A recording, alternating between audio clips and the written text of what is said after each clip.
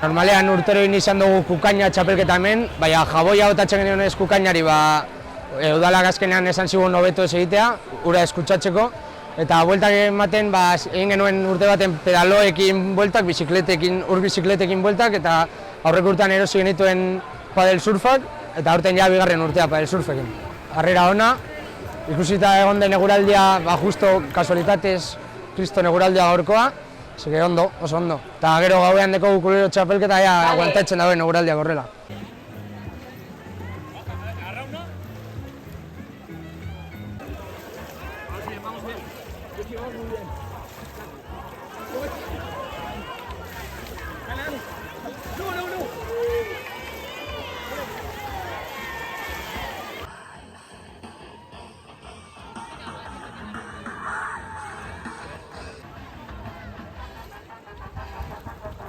Lehenengo bost, zelkatuak.